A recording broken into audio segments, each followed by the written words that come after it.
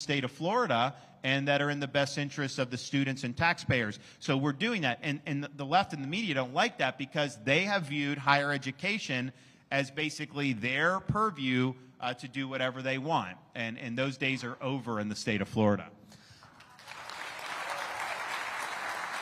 You mentioned parental rights, and I still believe this is probably the sleeper issue of this campaign season. It's not even just bad policy. It is insane that suddenly parents are terrorists if they want schools to be open.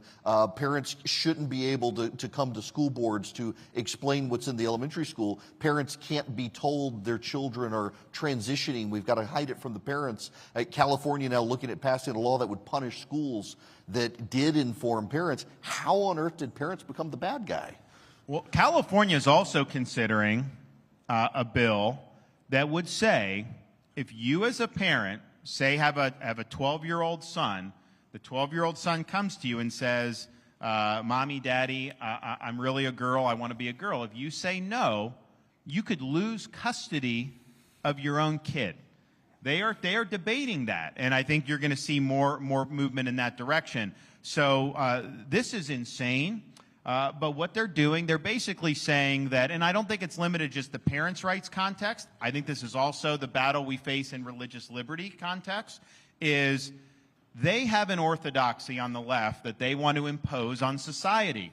It's basically their religion. It's not a traditional a faith in God per se. It's a faith in a leftist ideology. And that is what they want to govern society. So you as a parent, whatever your rights are, they think should yield if there's a conflict between them pursuing their agenda and you being a parent, just like I would say the same is being the case with religious liberty now. You know, we'll see a case go to the Supreme Court with like Coach Kennedy from Washington State. He was a football coach. He would pray at midfield after the football games, totally voluntary. You know, a lot of students wanted to do it, but he wasn't forcing them to do it. He lost his job because he was praying as a public school, and he went to the Supreme Court. He won 6-3, and people say, oh, you know, victory for religious liberty.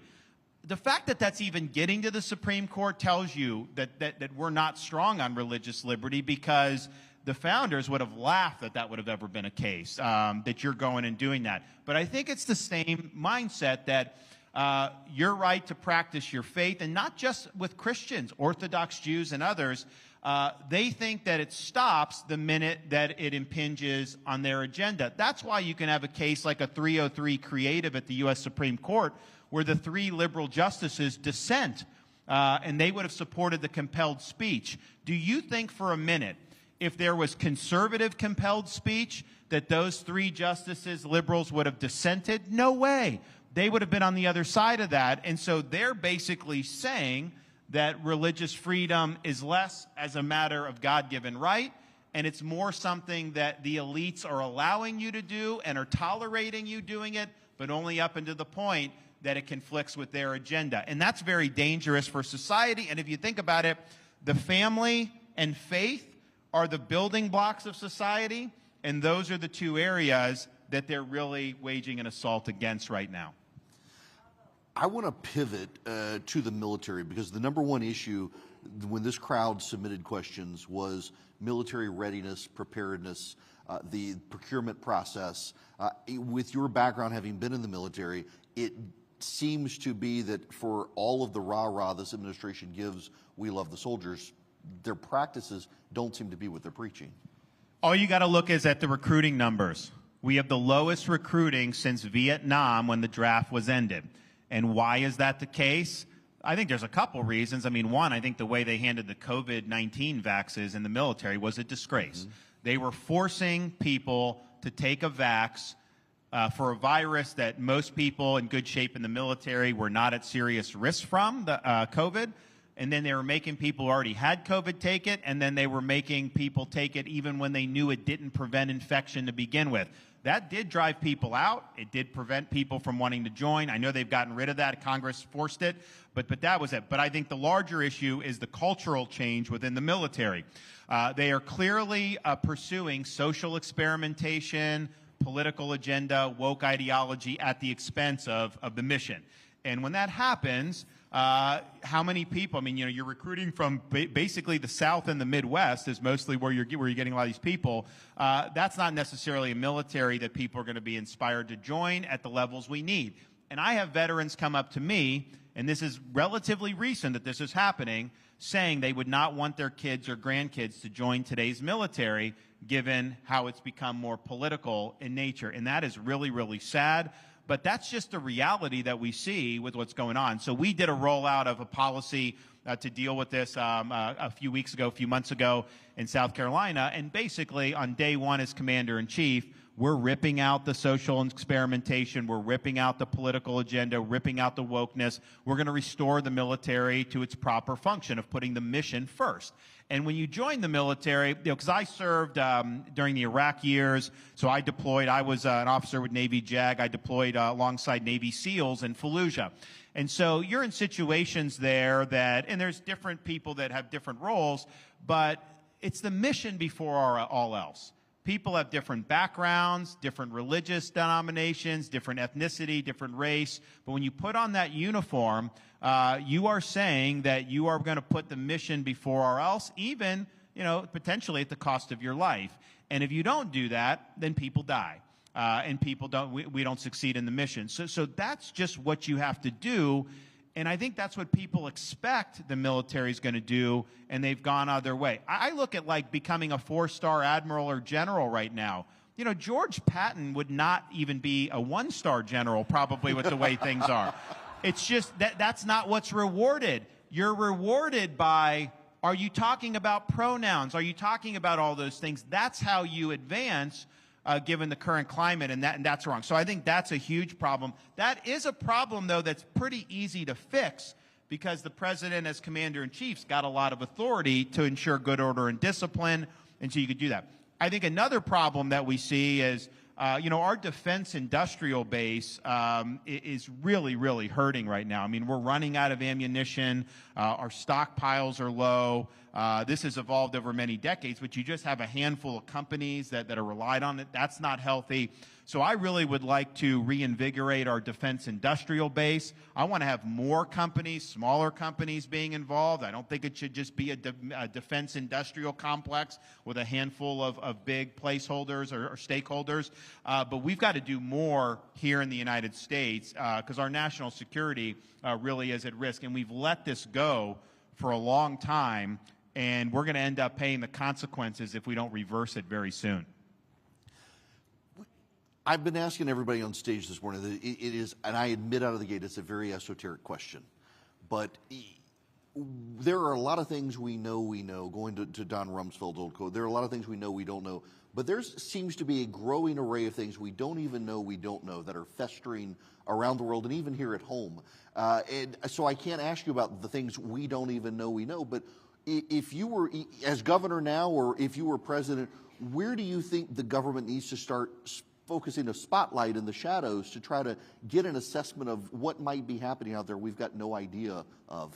Well, I think that with China, I think that there's a lot of stuff that our government is not well in tune at what they're doing. I think that they've been very, very effective at getting involved in all kinds of crevices in the economy and society. One of the differences I look between the Soviet Union when the Cold War and now is China, they have Confucius Institutes at universities. Not in Florida, we banned it, but they will spread propaganda. There's police stations that they set up in our own country to police the Chinese nationals who were there. And I think there's so many other things that they're doing that we're not even attuned to, and I think we need to do a better job on that.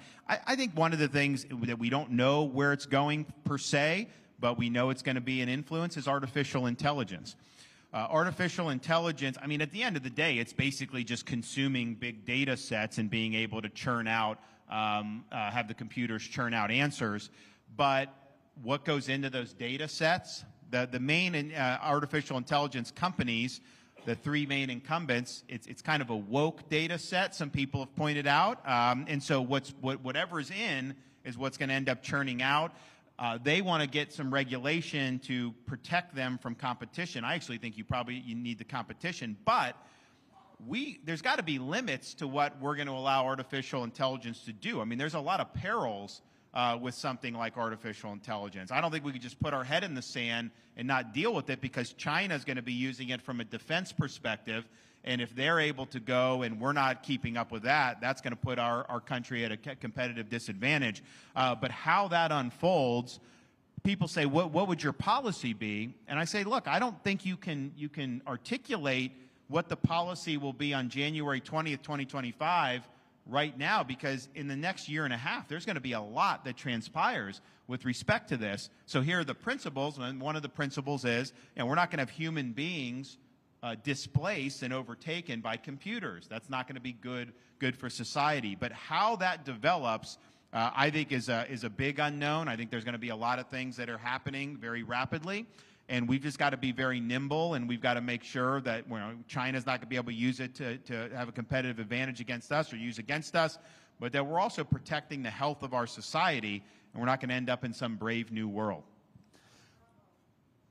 The border, you've exposed the lunacy of the policies, the people to Martha's Vineyard and the like, and now suddenly you have these mayors of democratic cities that, I mean, forgive me, the former president's nickname he likes to use for you, these sanctuary cities, I think they want to be sanctimonious cities. They practiced, we're going to let these people come and stay, and so now that they're there, in large part because of Governor Abbott and you, they're like, oh my gosh, we can't handle these people, further highlighting the absurdity. I mean, how do you, forget just for a minute running for president and maybe being president, as a governor, and you're not in a border state, can you just explain to people how the problem still affects your state? Oh, no, it definitely does. So, well, first of all, we're a maritime state, and so they will run boats from Haiti and Cuba and these places with illegal aliens, and the Coast Guard's in charge of that, but the Coast Guard doesn't have enough assets to stop all the boats. And so we were in a situation, they were running a lot of boats, a lot of them were getting through.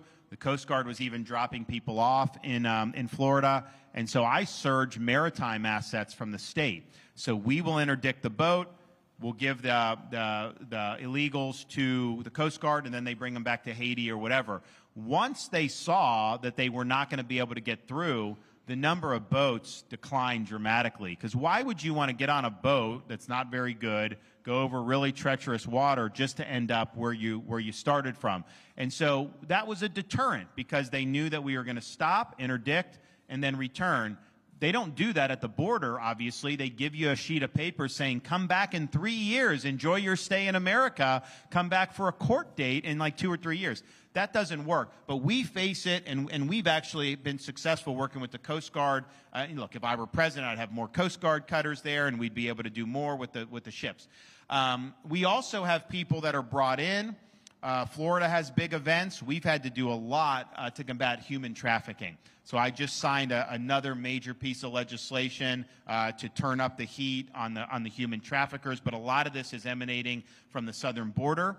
I convene a statewide investigatory grand jury that's been looking at illegal immigration for about a year now, and what they found was you will have foreign national mothers with like 4 kids, and she will rent out her kids to military-age males, because if you come across the border illegally with a minor, you're able to stay. It's a better chance of you being able to stay the way you want to stay.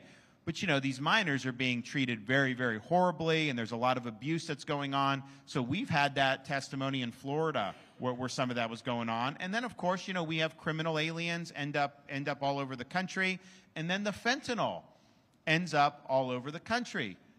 Don't act like this is just a border problem. There are people overdosing from fentanyl in every corner of this country. I was down at the border. I met, we did a town hall before we did our border announcement, and I met some of the angel moms.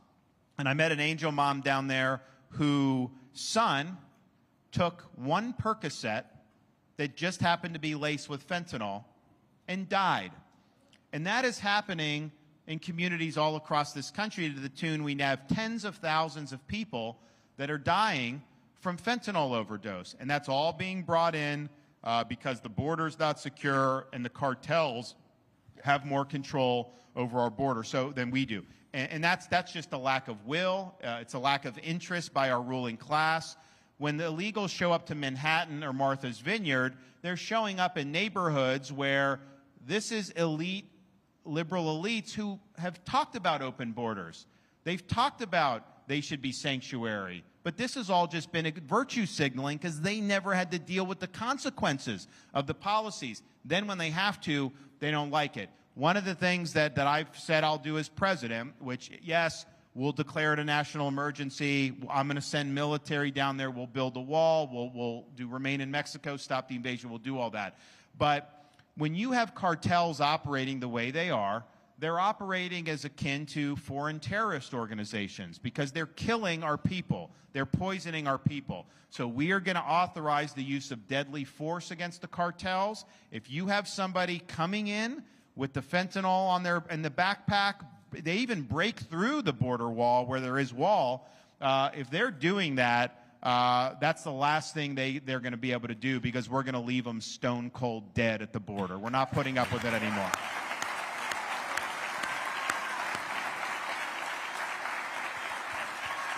So, speaking of the other war, you got some heat for how you phrased it. I chuckled it because I always talk about gutting it. We have a mutual friend in Chip Roy who virulently hates the federal bureaucracy and doesn't want to tweak it, wants to get rid of it, wants to gut it. And it genuinely does seem like, whether it's the prior administration or this one, the bureaucracy just keeps growing and more undermines the will of the executive that it's supposed to work for. So how do you actually, if you get in there, wind down the bureaucracy, get it right again? So there's a couple things. You have size, and then you have scope of power that they're exercising. So on the size, Florida, we have the lowest or second lowest state workers per capita in the entire United States in terms of the size of our state government.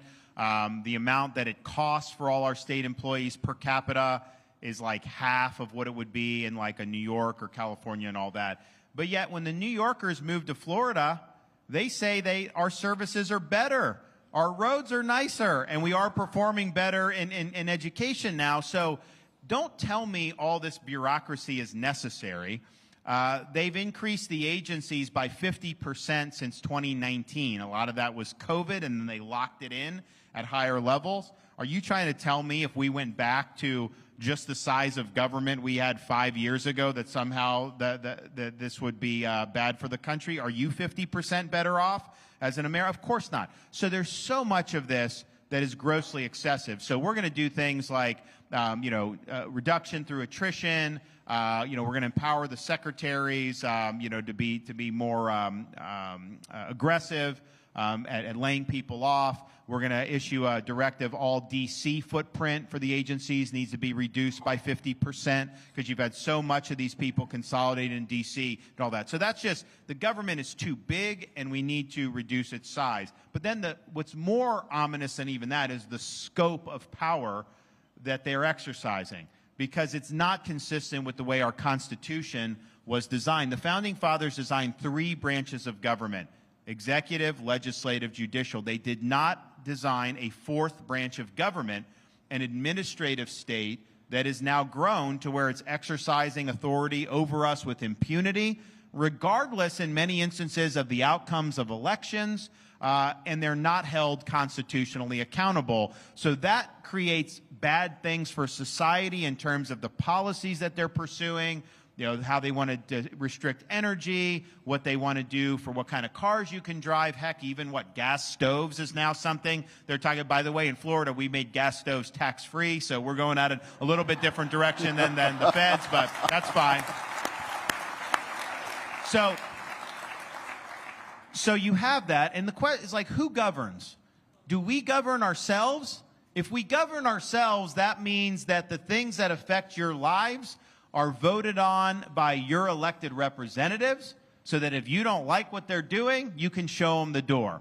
When it's done by nameless, faceless bureaucrats who will never stand for election, they're exercising power without proper accountability of we, the American people. So we need to return the government back to we, the people. And so you look at things like weaponization of the DOJ, FBI, IRS. The founders would have predicted that this would happen. When you have power accumulate and it's not being held constitutionally accountable, human nature being what it is, they are going to abuse their power. This is not something that they would have thought was unforeseen.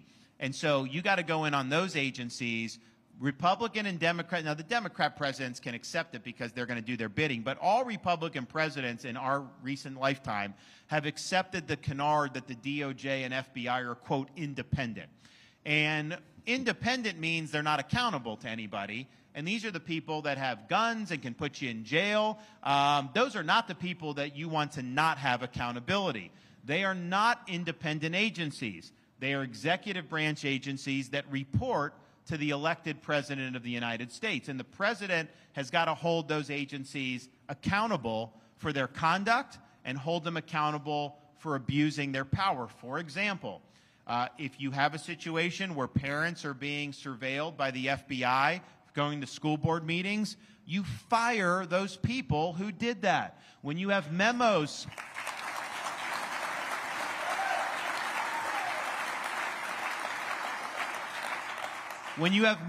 circulating that are identifying traditional Catholics as potential terrorists, you fire the people that were involved with doing that. When you have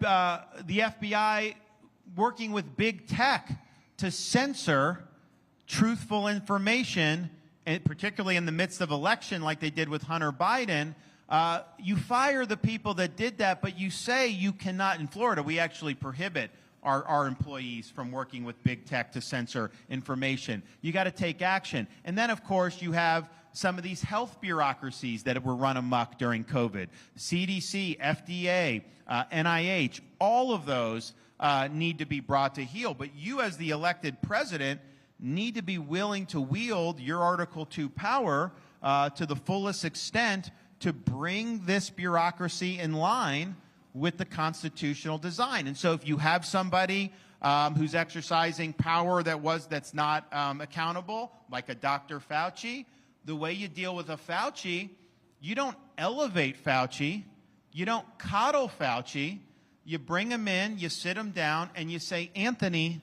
you're fired. That's what you do.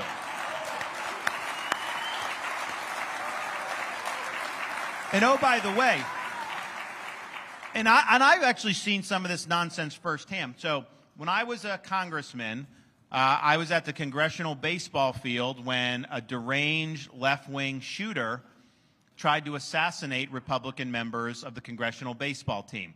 I had been pretty close to where he was shooting 5 minutes before he started shooting. I was walking to the car with a colleague of mine from South Carolina, Jeff Duncan. He asked Jeff, are those Republicans on the baseball field or Democrats? Jeff said it's Republicans. We got in the car. We drove back to Capitol Hill. He walked to the van, got a rifle, and just started shooting people. We saw his social media within an hour of the shooting. We saw how deranged he was. We reported to the FBI, both Jeff and I, that he wanted to know what the political party was of the shooters, of the baseball players. The FBI categorized that not as an act of potential political assassination or political violence. They categorized it as suicide by cop, as if this was just a guy that wanted it. First of all, we normally wouldn't have had anybody that was armed there. The only reason there were armed officers is because Steve Scalise had a security detail because he was a member of the congressional leadership. If he hadn't gone to practice, there would have been no other cops. And so they said it was suicide by cop, and I think it took them 3 or 4 years to finally acknowledge that, no, this was a deranged left-wing gunman who opened fire on these baseball players because he knew they were Republican members of Congress. And can you imagine if you had had Democrat baseball players and you had a shooter who ever went within 100 yards of a Trump rally? They would have been all over that. That would have been DEFCON 4 for the media and everything. But for this, they wanted to act like it didn't happen. So when I saw that, I was like, how could you possibly do it? But that's the culture that's developed. So we've got a lot of work to do on all this stuff.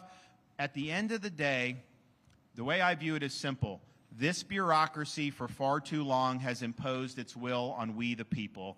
It's about time we the people impose our will on it for a change.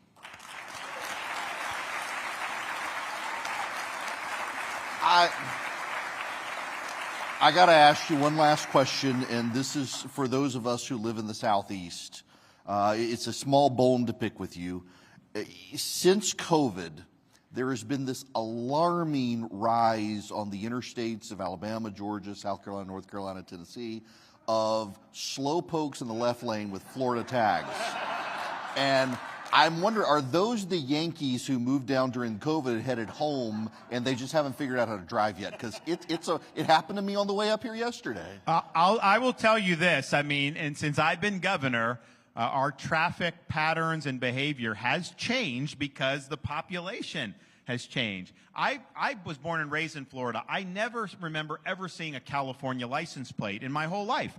I become governor, particularly after COVID, we start seeing California license plates in Florida. My supporters were not happy to see that because they just assume these people are not going to vote the right way. As it turns out, you know, most of these folks are disaffected people who are, you know, center right and just had enough and they wanted to come to Florida. But we have brought people in from states that, look, there was a rhythm to life before COVID and before I was governor. You know, you work in like the Northeast, you retire to Boca Raton, whatever. That was like normal, right?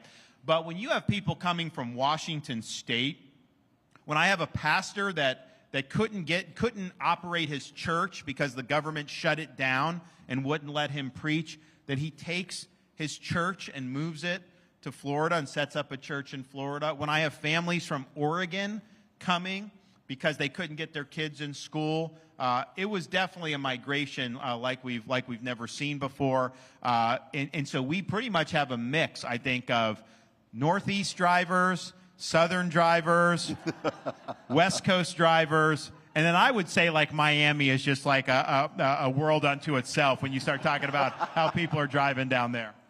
Governor Ron DeSantis, thank you for hanging out with us here. Thank you for making the trip. Good luck. Thank you. Thank you a ton. I really appreciate it. Can I say hi to Oh, yeah, absolutely.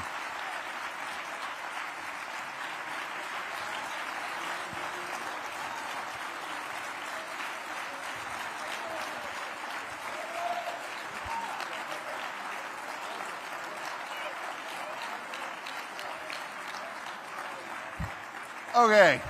While the governor's making his way through the room, let me tell you this. We've got lunch stations outside. It's why we have the tables in here. At 12 o'clock, y'all are in for a great treat. If you've never heard the Ruthless podcast, of which the governor was on last week in Iowa, they're going to be on stage doing their podcast while you guys are at lunch. So you can make your way to the governor, to lunch. I'll be back in an hour.